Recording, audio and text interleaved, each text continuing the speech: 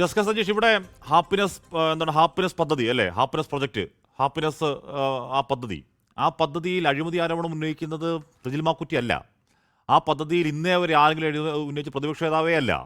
അത് മറച്ചു വെക്കാനാണ് എഴുന്നേൽക്കുന്ന കസേരയിൽ സ്വന്തം ഭാര്യ ഇരിക്കാൻ നോക്കുന്നത് പറയുന്ന ആരാണ്? നിങ്ങളുടെ പാർട്ടിയുടെ പ്രധാനപ്പെട്ട കമ്മിറ്റിയുടെ പ്രധാനപ്പെട്ട കോർ ടീം അംഗമാണ് പറഞ്ഞ് പുറത്തു വന്ന് ഞാൻ മത്സരിക്കാൻ പോകുന്നു പറയുന്നത്. എസ് കെ സതീഷ്, അവിടെ എന്തെങ്കിലും ഒരു കണക്ക് കാണിക്കുന്നതുകൊണ്ടോ അയാളും വർഗവഞ്ചകനാണ് എന്ന് പറയുന്നത് കൊണ്ടോ മറുപടി ആവില്ല എസ് കെ സതീഷ്. ഇവിടെ ഇപ്പോൾ പി ജയരാജൻ പി കെ ശ്യാമളയ്ക്ക് അഭിവാദ്യം അർപ്പിച്ച് ഒരു ഫേസ്ബുക്ക് പോസ്റ്റ് ഇട്ടിട്ടുണ്ട്. അതിന് താഴെ വന്ന് പാർട്ടിക്കാർ പറയുന്നു ഒന്ന് ശ്രദ്ധിക്കൂ. ഒന്ന് ശ്രദ്ധിക്കൂ എസ് കെ സതീഷ്. ഞാൻ വേണേൽ വായിച്ചു കേൾപ്പിക്കാം മൂന്നാളെണ്ണം. ഒന്നുമില്ല, എല്ലാം വർഗവഞ്ചന എന്ന ഇരുട്ടുകൊണ്ട് ഓട്ടാട്ടാൻ പറ്റുമോ നിങ്ങൾക്ക്?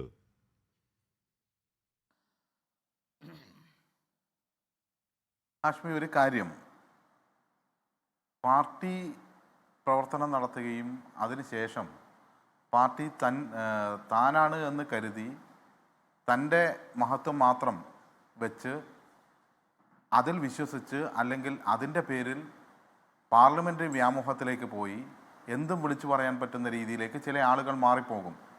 അങ്ങനെ വാപൊട്ടിയ കോടാലിയായി മാറുമ്പോൾ അവർ പലതും വിളിച്ചു പറയും. അതിനൊന്നും മറുപടി പറയാൻ വേണ്ടി കഴിയില്ല. അതിനെല്ലാം കാലവും ചരിത്രവുമാണ് അവരെ തിരുത്തിയിട്ടുള്ളത്. അത് പൊതുസമൂഹമാണ്.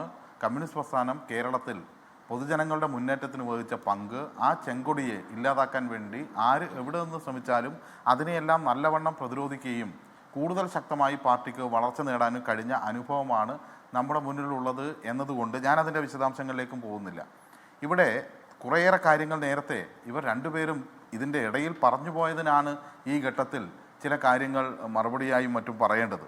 ഒന്ന്, കേരളത്തിൻ്റെ കടത്തെക്കുറിച്ചെല്ലാം അവർ സംസാരിക്കുകയാണ്. ആരാ സംസാരിക്കുന്നത്? BJP-യുടെ നേതാവാണ്. ഒന്ന് മനസ്സിലാക്കേണ്ടത്, നമ്മുടെ രാജ്യത്തെ GDP-യുമായി താരതമ്യം ചെയ്യുമ്പോൾ ഏതാണ്ട് 59% രാജ്യത്തിൻ്റെ കടം. എന്നാൽ കേരളത്തെ വെച്ച് നോക്കുമ്പോൾ അത് കേരളത്തിലെ സ്റ്റേറ്റ് GDP-യുമായി താരതമ്യം ചെയ്യുമ്പോൾ 33%. നേരത്തെ അത് 39% ഉണ്ടായിരുന്നു. കേരളത്തിൻ്റെ കടാനുപാതം കുറഞ്ഞു എന്ന് മാത്രമല്ല, അതികടക്കെണിയിലുള്ള സംസ്ഥാനങ്ങളുടെ പട്ടികയിൽ കേരളമില്ല. രാജ്യത്തെ കടത്തിൻ്റെ കാര്യത്തിൽ 14 സംസ്ഥാനങ്ങൾ കേരളത്തെക്കാൾ കൂടുതൽ കടമുള്ള സംസ്ഥാനങ്ങളാണ് എന്ന് കാണാൻ വേണ്ടി കഴിയും. അത് ഇവരെല്ലാം ഭരിക്കുന്ന സംസ്ഥാനങ്ങളാണ്. ഇവിടെ നമുക്കൊന്നും തരാതെ നമ്മെ ഇല്ലാതാക്കാനാണ് ശ്രമിക്കുന്നത്. കഴിഞ്ഞ ബജറ്റിൽ നമുക്കറിയാമല്ലോ, ആമമൂട്ടയാണല്ലോ തന്നത്. അതിനപ്പുറം കേരളത്തിനൊന്നുമില്ല. കേരളത്തിൻ്റെ ബഹുമാനപ്പെട്ട കോടതി ഉൾപ്പെടെ ചോദിച്ചു, എയിംസ് തരാതിരിക്കാൻ എന്താണ് കാരണം, മറ്റ് സംസ്ഥാനങ്ങളിൽ നിങ്ങൾ എന്താണ് മാനദണ്ഡം വെച്ചത് എന്ന ചോദ്യം ചോദിക്കുമ്പോൾ അത് മലയാളികളോട് ഇവർ കാണിക്കുന്ന അവഗണനയാണ് എന്ന തിരിച്ചറിവ് കേരളത്തിലെല്ലാവർക്കുമുണ്ട്. ആ തിരിച്ചറിവിൽ നിന്നാണ് നമ്മൾ നിൽക്കുന്നത്. ഇപ്പോൾ കേരളത്തിന് എങ്ങനെയാണ്, കേരളത്തിൽ നിന്ന് പിരിച്ചു കൊണ്ടുപോകുന്ന നികുതിയാണ് ഇങ്ങോട്ട് തരേണ്ടത്, അല്ലാതെ മറ്റെവിടെ നിന്നെങ്കിലുമല്ല. കേരളത്തിലെ നാം ഓരോരുത്തരിലും പിരിക്കുന്ന നികുതി കേരളത്തിന് അവകാശപ്പെട്ടതാണ്, മലയാളിക്ക് അവകാശപ്പെട്ടതാണ്. അതാണ് തരാത്തത്. അതിൽ നമ്മൾ കൃത്യമായി കാണേണ്ടതില്ലേ. പിന്നെ കേരളം എങ്ങനെയാണ് മുന്നോട്ട് പോയത്? ഇവിടെ ഞാൻ വിശദമായ കാര്യങ്ങളൊന്നും പറയുന്നില്ല. ബെസ്റ്റ് ഗവേണൻസിനുള്ള അവാർഡ് കേന്ദ്ര സർക്കാർ ഏത് സംസ്ഥാനത്തിനാണ് തരുന്നത്? കേരളത്തിനാണല്ലോ. അതുപോലെ തന്നെ നീതി ആയോഗ് ഏറ്റവും കൂടുതൽ സൗജന്യ ചികിത്സ നൽകുന്ന സംസ്ഥാനമായി തിരഞ്ഞെടുക്കുന്നത് ഏത് സംസ്ഥാനത്തെയാണ്? വെറുതെ അല്ലല്ലോ. UDF-ൻ്റെ ഭരണകാലത്തും കേരളത്തിൽ ഇപ്പോഴും ചെലവഴിക്കുന്ന പണം ഒന്ന് പരിശോധിച്ചാൽ മതി. ഒരു വർഷക്കാലം സൗജന്യ ചികിത്സയ്ക്ക് വേണ്ടി UDF ചെലവഴിക്കുന്ന ആവറേജ് 118-120 കോടിയാണ്. എന്നാൽ ഒരു വർഷക്കാലം ആവറേജ് കേരളത്തിൽ ഇപ്പോൾ ചെലവഴിക്കുന്നത് 1500-1600 കോടിയാണ്.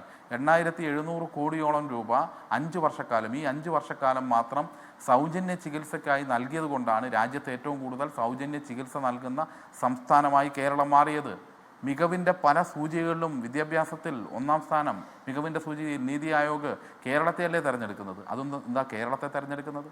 UDF-ൻ്റെ കാലത്ത് ഏതാണ്ട് 6 ലക്ഷത്തോളം കുട്ടികൾ പൊതുവിദ്യാലയത്തിൽ നിന്ന് കൊഴിഞ്ഞു പോയതാണെങ്കിൽ 10 ലക്ഷം കുട്ടികൾ മികവാർന്ന ഈ വിദ്യാഭ്യാസ മേഖലയിലേക്ക് തിരിച്ചു വരികയായിരുന്നു എന്നത് അനുഭവമല്ലേ? പാഠപുസ്തകം ഇല്ലാത്ത കാലമാണോ ഇത്? പാഠപുസ്തകം സ്കൂൾ അടയ്ക്കുന്നതിന് മുമ്പേ കുട്ടികളുടെ കയ്യിലേക്ക് എത്തുന്നു. നിങ്ങളിപ്പോൾ തെരഞ്ഞെടുപ്പ് കമ്മീഷനെ കുറിച്ച് തെരഞ്ഞെടുപ്പ് നേരത്തെ പ്രഖ്യാപിച്ചുകൊണ്ടാണ് കുഴപ്പം എന്ന് പറഞ്ഞ പോലെ ഒരു വിദ്യാഭ്യാസ മന്ത്രി ഉണ്ടായിരുന്നല്ലോ അന്ന്. ഓണം നേരത്തെ വന്നുകൊണ്ടാണ് പരീക്ഷ വൈകിപ്പോയത് എന്ന് പറഞ്ഞത്, പാഠപുസ്തകം വൈകിപ്പോയത് എന്ന് പറഞ്ഞ കാലമുണ്ടായിരുന്നു. സ്വച്ഛ് ഭാരത് അഭിയാനിൽ രാജ്യത്ത് ഏറ്റവും മികച്ച സംസ്ഥാനമായി തിരഞ്ഞെടുത്തത് കേരളത്തെയല്ലേ? ശുചിത്വത്തിൻ്റെ കാര്യത്തിൽ, ഈ പഞ്ചായത്തിൽ കാര്യത്തിൽ 1-ാം സ്ഥാനത്ത് കേരളമല്ലേ? ലൈഫ് ദേശീയമായി അംഗീകരിക്കപ്പെട്ട പദ്ധതിയല്ലേ? എന്തിനേറെ പറയുന്നു, കേരളത്തെ മാതൃകയാക്കണമെന്ന് കർണാടകത്തിലെ ബജറ്റിൽ എഴുതി വെക്കുകയാണ് കോൺഗ്രസ് ഗവൺമെൻറ്. നമ്മൾ കാണുകയല്ലേ. അതുപോലെ വ്യവസായ രംഗത്ത് വ്യവസായ സൗഹൃദാന്തരീക്ഷത്തിൽ 1-ാം സ്ഥാനത്തെ കേരളത്തിൽ. ഇതെല്ലാം കേന്ദ്ര സർക്കാർ ഉൾപ്പെടെ നൽകുന്ന അംഗീകാരങ്ങളല്ലേ. ഒരുപാട് മേഖലയുണ്ട്, ക്രമസമാധാനം ഉൾപ്പെടെയുള്ള കാര്യങ്ങളിൽ. അതിന് ഏതെങ്കിലും ഗുണ്ടകൾ തമ്മിലുള്ള പ്രശ്നത്തെ ഉയർത്തി കാണിച്ചാണോ ഇതിനെല്ലാം ഇല്ലാതാക്കാൻ വേണ്ടി ശ്രമിക്കുന്നത്? ഒരു കാര്യം, കേരളത്തിലുണ്ടായ ഈ മാറ്റം, അടിസ്ഥാന സൗകര്യത്തിലുണ്ടായ മാറ്റം, ദേശീയപാത വികസനം കേന്ദ്ര സർക്കാർ ചെലവഴിച്ചു എന്നാണ് പറയുന്നത്. മുംബൈയിൽ നിന്ന് കന്യാകുമാരി വരെയുള്ള ദേശീയപാത 66-ൽ കേരളത്തിലെ റീച്ചിലല്ലാതെ വേറെ എവിടെയെങ്കിലും പണം നൽകേണ്ടി വന്നിട്ടുണ്ടോ? മഹാരാഷ്ട്രയ്ക്ക് നൽകേണ്ടി വന്നോ? കർണാടകത്തിന് നൽകേണ്ടി വന്നോ? തമിഴ്നാടിന് നൽകേണ്ടി വന്നോ? കേരളമല്ലേ 5800 പരം രൂപ ഭൂമി ഏറ്റെടുക്കലിന് കൊടുത്ത് ഈ പാത പൂർത്തീകരിക്കുന്നത്? രാജ്യത്ത് ഈ പദ്ധതിയിൽ കേരളം മാത്രമല്ലേ? അതല്ലേ കേരളത്തിന്റെ മേന്മ എന്ന് പറയുന്നത്. നിങ്ങൾ എന്താണ് ചെയ്തത്? ഞാൻ അതിർത്തിയെ പറ്റി പറഞ്ഞിട്ടില്ല, അല്ലെങ്കിൽ കോൺഗ്രസിനകത്തെ പ്രശ്നങ്ങളെ പറ്റി പറയാൻ കഴിയില്ല. കാരണം എന്താണ്? അതിനേക്കാൾ കൂടുതൽ പൊട്ടിത്തെറി നിങ്ങളുടെ ക്യാമ്പിൽ നടക്കുമ്പോൾ എങ്ങനെ സതീഷ് പറയാൻ പറ്റുക? അതായത് ഞാൻ നേരത്തെ പറഞ്ഞു, പി ജയരാജൻ, പി കെ ശ്യാമളയ്ക്ക് 2 ദിവസം മുമ്പ് പോസ്റ്റ് ഇട്ടു. അതിൽ ജിനേഷ് തിഡിൽ എന്ന ഒരു പാർട്ടിക്കാരനാണ്. അദ്ദേഹത്തെ പ്രൊഫൈൽ പോയി നോക്കി. അതിൽ പറയുന്ന തളിപ്പറമ്പ് കയ്യിൽ നിന്ന് പോയി കിട്ടി. നാണമില്ലേ റിസർവേഷൻ സിസ്റ്റം, കമ്മ്യൂണിസ്റ്റ് പാർട്ടിയെ നാണം കെടുത്താൻ. അതിന് താഴെ വേറൊരു പാർട്ടിക്കാരൻ, അല്ല അതിൽ ബഹുഭൂരിപക്ഷം പാർട്ടിക്കാരാണ്. അതിൽ വന്ന് പി കെ ശ്യാമള മോശക്കാരിയാണെന്ന് എനിക്ക് അഭിപ്രായമില്ലെന്ന് ബിജു പി പറയുകയാണ്. പക്ഷേ ഈ സ്ഥാനാർത്ഥം പാർട്ടിയുടെ ധാർമ്മികത നിൽക്കുന്നതല്ല. സാക്ഷാൽ P J, M Surendran, N Sukanya എന്നിവർക്ക് എന്തുകൊണ്ട് ചാൻസ് കിട്ടിയില്ല എന്ന് ബിജു പി ചോദിക്കുന്നു. അതിന് 315 ലൈക്ക്. അർജുനായെങ്കിൽ പോട്ടെ, നിങ്ങൾ തള്ളിപ്പറഞ്ഞ ആളാണ്, നിങ്ങളുടെ പാർട്ടിക്കാരനല്ല, അയാൾക്കെതിരെ എന്തൊക്കെയോ കേസുകളൊക്കെ ഉണ്ട്, ശരിയാണ്. പക്ഷേ അയാൾ മിക്കാലം അത്രയും സോഷ്യൽ മീഡിയയിൽ പറഞ്ഞുകൊണ്ടിരുന്നത് CPM-ന് വേണ്ടിയാണ്. എടുത്തു നോക്കണം ആ എങ്കിയുടെ പോസ്റ്റുകളടക്കം. അപ്പം അങ്ങനെ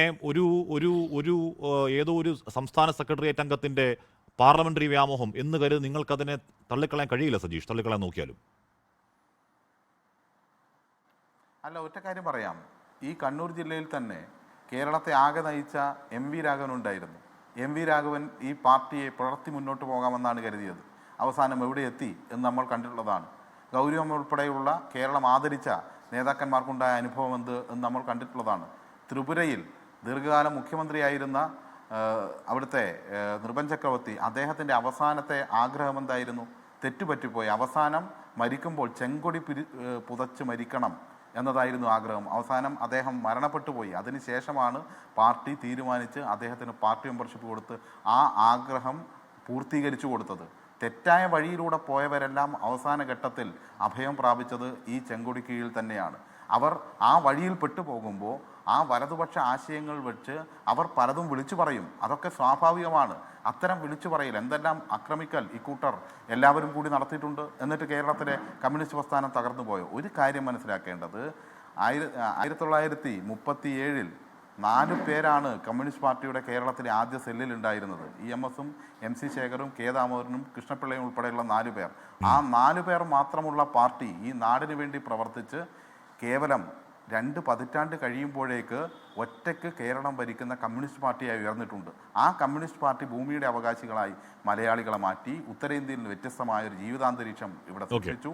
ഇവിടെ അറിവിന്റെ പ്രകാശം എല്ലാവർക്കും നൽകി. വിവിധ ഘട്ടങ്ങളിലായി വികസനത്തിലൂടെ കേരളത്തെ മുന്നോട്ട് നയിച്ചു. ഞങ്ങൾക്കൊരു ലക്ഷ്യമുണ്ടാകുന്നത് കേരളമാണ്.